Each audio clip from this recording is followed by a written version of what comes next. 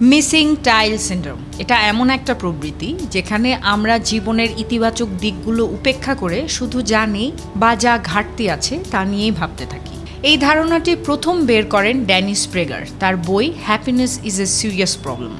এই নামটি এসছে একটি টাইলসের দেয়ালের উদাহরণ থেকে, যেখানে একটা মাত্র টাইল অনুপস্থিত থাকলে আমরা পুরো দেয়ালের সৌন্দর্যের চেয়ে সেই ফাঁকা অংশটির দিকেই বেশি মনোযোগ দিই। মিসিং টাইল সিনড্রোম আসলে কি?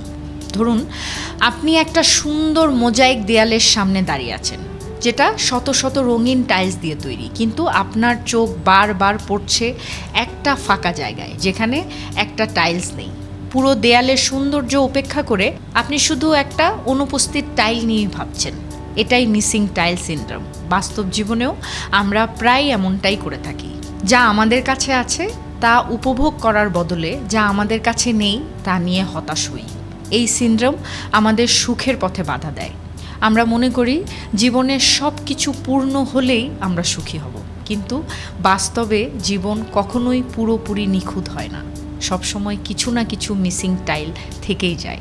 মিসিং টাইল সিনড্রোম আমাদের জীবনের একটা স্বাভাবিক অংশ, কিন্তু এটা আমাদের জীবনের সুখের পথে বাধা হয়ে দাঁড়াতে পারে যদি আমরা আমাদের কাছে যা আছে তা নিয়ে খুশি থাকতে না পারি।